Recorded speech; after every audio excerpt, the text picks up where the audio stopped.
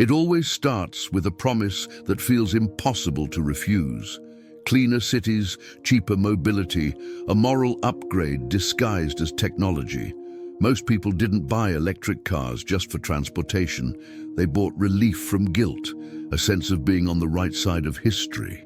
And that's exactly why this story hurts, because beneath the optimism lies a paradox. How something sold as progress became one of the fastest growing fields of waste on Earth. Across ports, fields, parking lots, and balance sheets, a silent pattern has been forming. Cars that no one drives, assets that decay faster than they can be sold, billions burned chasing narratives instead of physics. What looks like innovation from a distance starts to resemble abandonment up close. And the question no one wants to ask finally surfaces. What if the future we were sold was never meant to work at scale? This isn't about hating technology or resisting change. It's about understanding how incentives distort reality, how good intentions can still produce catastrophic outcomes, and why systems don't collapse all at once. They rot quietly while everyone is still applauding. If you've ever felt that something about this transition didn't add up, you're not wrong. And what you're about to hear connects dots most discussions avoid. Because once you see how $100 billion vision turns into a graveyard, you stop asking what's new and start asking what actually survives. The Mentor's seen this movie before, and it never starts with fireworks. It starts with silence. Dealer lots are quiet, ports stacked like an industrial wasteland, EVs sitting dormant as entropy creeps in. Data shows EV day supply running nearly 3 times higher than gas cars, a textbook liquidity crisis masked by optimism. Dealers, sensing structural fatigue in the system, are refusing new shipments because no one wants another money pit turning their balance sheet into a red ledger. Here's the part most people miss. EVs don't age like wine. They rot like fruit. While they sit hollow and unloved, battery packs quietly decay, corrosion setting in at the chemical level, value hemorrhaging to zero. This isn't depreciation. It's a hemorrhage, an asset liability forming inside what looked like a future-proof investment. It's mathematical ruin, hiding behind architectural arrogance, a concrete tomb of good intentions and bad physics. Then came the Hertz capitulation, a seismic shift that cracked the mirage wide open, selling $20,000. EVs at a loss wasn't a strategy. It was triage after repair costs and insurance claims exposed a systemic failure. What looked like innovation turned uninhabitable fast, a house of cards built on calculated risk that ignored real-world negligence. Anyone watching closely, and yeah, this is why staying subscribed with notifications on actually matters, could see the ghost city forming before the headlines caught up. And when Tesla slashed prices, it wasn't competition, it was a cascading failure. Event. Overnight, resale values collapsed, sovereign debt logic met consumer reality, and every other EV maker felt capital flight without a single dollar moving. Owners realized they'd fallen for the sunk cost fallacy, trapped in a vanity project that aged into a white elephant. It all starts to feel like a Potemkin village, impressive from afar, hollow up close, setting the stage for what happens when subsidies, not demand, drive production. It started as a numbers game, the kind that looks brilliant on paper and disastrous in reality. Production skyrocketed while consumption lagged, a classic mirage fueled by subsidies rather than souls behind the wheel. Manufacturers built cars not to sell, but to register, to tap government money before anyone asked where demand went. What emerged was economic stagnation wrapped in glossy paint, a red ledger disguised as growth, and the early signs of insolvency hidden behind state optimism. Out in places like Hangzhou, the lie became physical. Thousands of BYD and Geely cars sit abandoned in open fields, weeds climbing through wheel wells, corrosion writing its own audit report. These aren't lots. They're concrete tombs, ghost city extensions where technology went dormant and hollow. The scene feels post-apocalyptic, an industrial wasteland born from hubris and architectural arrogance, where decay replaces ambition one rusted panel at a time. Then there was the ride-share shell game, a Ponzi logic without the drama. Cars were registered as fleet vehicles, logged as active assets, yet never carried a single passenger. On spreadsheets, utilization soared. On streets, nothing moved. It's a Potemkin village of mobility, a house of cards built on negligence and calculated risk, collapsing the moment audits replaced applause.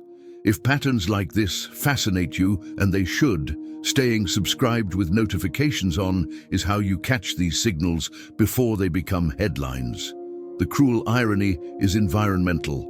Marketed as green salvation, these vehicles now leak toxic battery chemicals into the soil, unrecycled, uninhabitable scars on farmland. This is capital flight in physical form, value evaporating while cleanup costs loom like sovereign debt no one wants to claim. A vanity project turns white elephant turns money pit, and the world learns again that mathematical ruin doesn't need villains. Just incentives misaligned long enough to rot from the inside. If you're still watching, it's because you sense this. Isn't just about cars. It's about how entire systems fail quietly before they fail loudly. Subscribe to the channel, turn on all notifications, and keep following these deep analyses if you want to understand collapse before you're forced to live inside it. The grid was never designed for this, and pretending otherwise is pure hubris. To electrify everything sounds noble until the math shows a seismic shift in material demand, especially copper.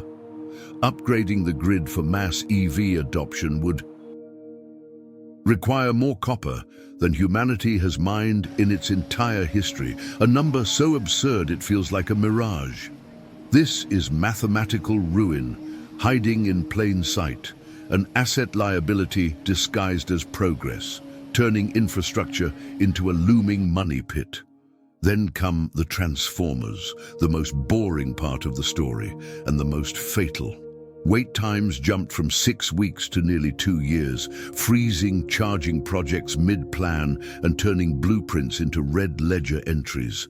Cities sit in a logistical nightmare. Stations half-built, capital locked, value dormant. It's a cascading failure where one missing component renders the whole system uninhabitable, like a concrete tomb poured before the wiring was imagined. The last mile is where theory finally meets the sidewalk. Millions live in apartments with no garages, no chargers, no realistic way to plug in without extension cords crossing public walkways. This isn't innovation. It's architectural arrogance bordering on negligence, a Potemkin village of urban mobility. If you want to keep spotting these gaps between policy and physics, that's exactly why subscribing and keeping notifications on quietly pays off over time. And when people do charge, the bill tells another story. Utilities now face super peak demand, driving prices so high that EVs can cost more per mile than gas. What was sold as efficiency becomes economic stagnation, a hemorrhage in household budgets during a liquidity crisis.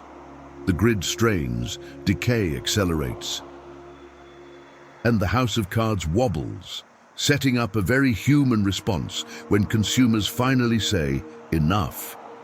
Reality has a way of cutting through marketing, especially when winter hits. In cold climates, range drops up to 40%, turning daily commutes into anxiety loops and EV ownership into a calculated risk gone wrong. What looked futuristic becomes uninhabitable fast, a ghost city experience inside a single garage. Consumers feel the decay emotionally first, then financially, realizing this wasn't a seismic shift forward, it was a detour into structural fatigue. For years, Toyota's CEO was mocked for resisting the all-EV narrative. Hybrids were framed as cowardice, a lack of vision. Now the market speaks louder than pundits. Hybrids sell, EVs stall, and humility beats hubris. It's a quiet vindication, proof that avoiding a vanity project can save you from building a white elephant that ends up in a concrete tomb of sunk capital. Insurance delivered the next shock. Minor fender benders trigger total losses because battery damage risk turns small accidents into insolvency events. Insurers don't debate ideology, they price risk, and EVs bleed red. This is where many owners finally grasp the asset liability trap. And if these second-order effects resonate with you, staying subscribed with notifications on helps you see around corners others walk straight into. The final blow is the sunk cost. Once warranties expire, what you own isn't freedom, it's a money pit. Repair costs. Depreciation and resale collapse form a perfect house of cards, a systemic failure at the personal level. Consumers revolt not with protests, but with choices, sending products back to the showroom floor and walking toward what simply works. If this analysis feels uncomfortably clear, that's the point.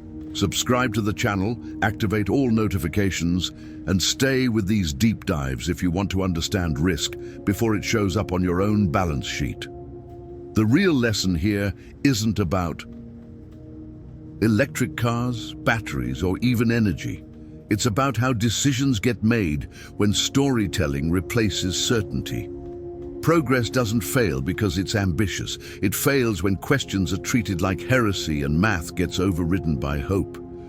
Every concrete tomb in this story began as a promise. Every ghost city started with applause, and every money pit was once framed as the right thing to do. So here's the uncomfortable pivot. Where does this show up in your life? How many choices are you defending because of the sunk cost fallacy instead of real-world outcomes? Where have you mistaken a mirage for momentum or doubled down because walking away felt harder than admitting the system was already decaying? That's how structural fatigue sets in, quietly, personally, and then all at once. This isn't a rejection of innovation. It's a reminder to respect limits, incentives, and second-order effects. To notice when an asset becomes a liability, when optimism turns into architectural arrogance, and when a calculated risk has crossed into mathematical ruin. The people who stay ahead aren't better at predicting the future, they're better at spotting decay before the cascading failure reaches their doorstep. If this way of thinking sharpened how you see the world, don't stop here. Subscribe to the channel, turn on all notifications, and keep following these deep analyses. Knowledge won't eliminate risk, but it decides whether you react inside the collapse or recognize the house of cards while there's still time to step away.